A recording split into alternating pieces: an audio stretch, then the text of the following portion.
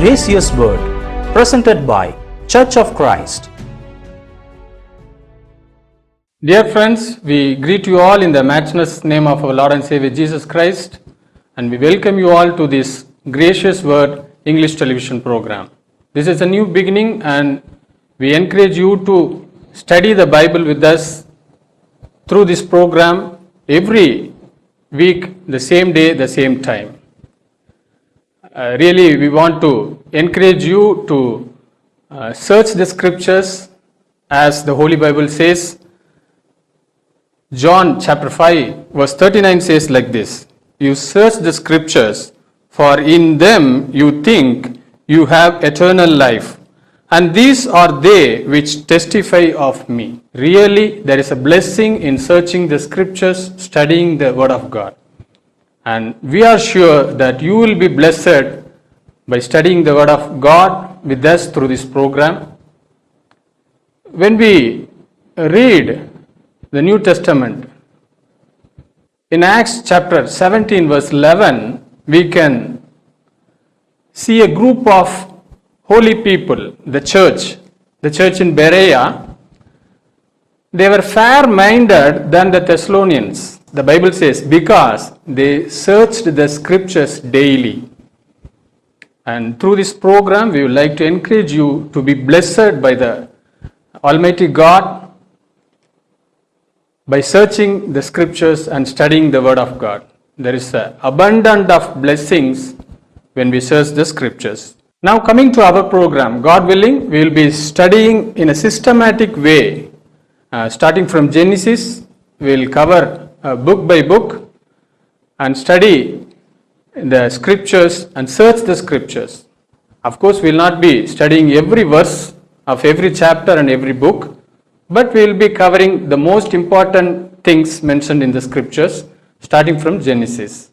Today I would like to quote you the verse for our meditation, today's meditation. It will be from Genesis chapter 4 verse 7. If you do well, will you not be accepted?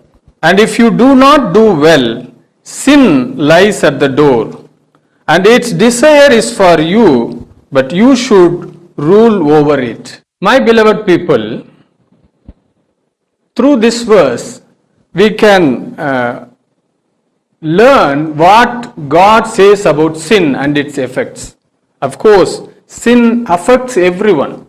In Romans chapter 3 verse 23, you can read that all have sinned and they have fallen short of the glory of God. Yes, everyone in this world, whoever were born and whoever were going to be born, they all have sinned and they have fallen short of the God's glory.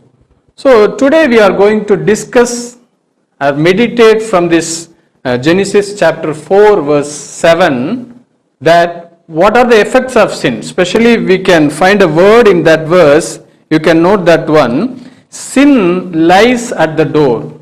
This is what we are going to meditate today. Sin lies at the door.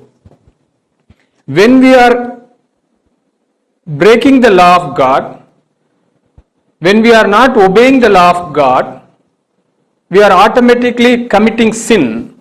And the Word of God tells us that sin will lie at our door. It has its own effect. It condemns our life. We have to face the consequences of what we have done. That is what we have sinned. So this is what we are going to meditate today. So this is the phrase that we are going to meditate from Genesis chapter 4 verse 7. Sin lies at the door. So let us see what is the nature of sin. Sin affects everyone. It affects everyone. That is what we have seen from Romans chapter 3 verse 23. And also it has a deadly effect. There is no mild effect. There are no scratches. It will not be like just a small wound. When sin enters us, or when we commit sin, it has a deadly effect. We have to remember that one, please. So the other thing is, sin is present everywhere. We cannot escape from it unless we have decided to follow the God's word. When we are falling back from God's word, when we are automatically decided not to obey God's word, we will be committing sin and we have to face the consequences. Beloved, I like to discuss with you some points about the nature of sin based on this verse, Genesis chapter 4 verse 7. We have to first note down that the first point I like to discuss is sin. It comes to us as if it is going to be our servant, and when we accept it and keep sinning, it makes us its slave, or we become its servant. This is what happened in the Garden of Eden. When Satan, in the form of serpent, it came to Eve, it had polite words, but when it made Eve to sin, we can clearly see that Eve became slave for sin. Adam and Eve became slave for sin, and ultimately at the end God chased them out of the garden. So this is what happens. Jesus tells us this in John chapter 8 verse 34. Jesus answered them, "Most assuredly I say to you, whoever commits sin is a slave of sin." So we cannot overrule sin. If we are committing sin, if you are beginning to taste sin, it makes us its slave. And also we can read from 2 Peter chapter 2 verse 19. The Bible tells like this: "While they promise them liberty, they themselves are slaves of corruption, for by whom a person is overcome, by him also he is brought into bondage." So these verses clearly tells us that when we are sinning, we automatically become slaves for sin or slaves for Satan, and we go away from God. So kindly be cautious about sin, because its nature is, it comes politely with kind-heartedness. It shows itself like it's kind-hearted, and when it enters us, it makes us its slave. The second thing I would like to share with you regarding the nature of sin is that sin appears to be beautiful, but its nature is ugly. Again, take the example of the serpent meeting Eve in the Garden of Eden. We can see that Eve found the forbidden fruit. It was nice to see. It was beautiful. So that is the nature of sin. God forbidden that fruit, but Satan tells Eve that if you eat that fruit, your eyes will be open and you will become like God. And for Eve, the fruit appeared to be very beautiful, very tasty to eat. So this is the nature of sin. It appears to be beautiful, but its real nature is ugly. Genesis chapter 3 verse 6, we can read the encounter of Eve with Satan. That we can see this nature is clearly explained there. Again, in the example of David and Bathsheba, if you read 2 Samuel chapter 11 verse 2, "Then it happened one evening that David arose from his bed and walked on the roof of the king's house. And from the roof he saw a woman bathing, and the woman was very beautiful to behold." It's not just to David the king to take another man's wife, but you see, for him, for David, women appeared very beautiful. This is the real nature of sin.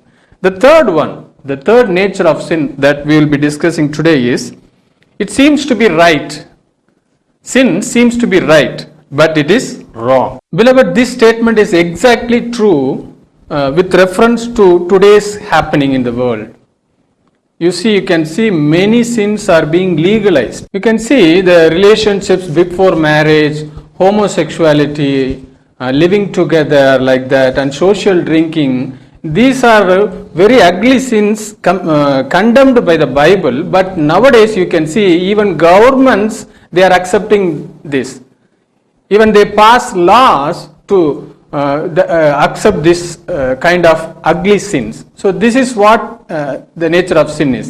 It appears to be right, but its nature is really wrong. 1 John chapter 3 verse 4 says like this: "Whoever commits sin also commits lawlessness, and sin is a lawlessness. And again, 1 John chapter 5 verse 17 says, all unrighteousness is sin, and there is sin not leading to death. So we have to remember what the Bible says about sin.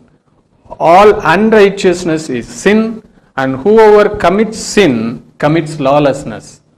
So when the Bible condemns some things, the Bible has a law towards sin. So when we overgo that one, when we do away from that one, so we are committing sin. And again, I like to quote with you Isaiah chapter 5 verse 20. Woe to those who call evil good and good evil, who put darkness for light and light for darkness, who put bitter for sweet and sweet for bitter. This is what happens today. People call darkness as light, and people tell that bitter as sweet. So this is the nature of sin. It appears to be right, but according to the word of God, according to the Almighty God, it's really wrong. Whichever is condemned by the word of God is sin, and we have to keep away from it.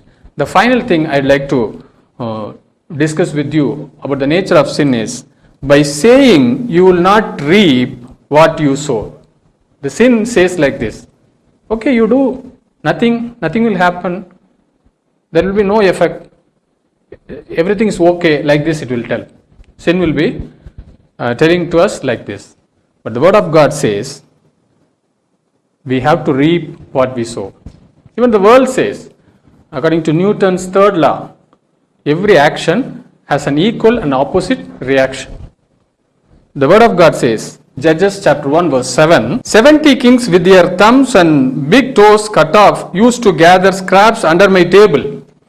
As I have done, so God has repaid me. Then they brought him to Jerusalem, and there he died. As I have done, so God has repaid me. This is what God's nature with reference to sin. When we sin, we commit lawlessness.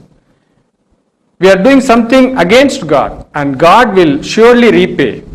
It will be on our head. He is going to repay that. If you are doing evil thing, we will reap evil thing in our life or in the life of our children. We have to remember that one. Dear friends, before we conclude, we like to remind you and review what we have seen today regarding the nature of sin. So sin is a terrible thing. God doesn't like that. So when we commit sin, we go away from God and we have to face the consequences.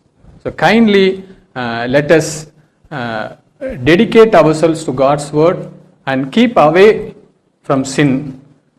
Finally, I'd like to quote a verse from Ecclesiastes chapter 12 verse 13. Fear God and keep his commandments. Fear God and keep his commandments. This is what God expects from every human being.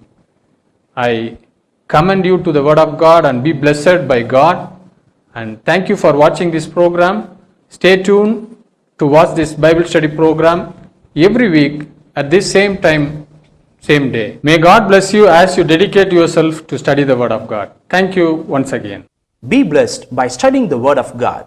To receive the Voice of Truth International Magazine and to study the Bible systematically through our English Bible Correspondent course, kindly write to us. Our address, Gracious Word, P.O. Box 15, Arstadi, Madurai 625016, Tamil Nadu. For more details, dial 9244204420, 9244214421. God bless you. The Church of Christ salutes you.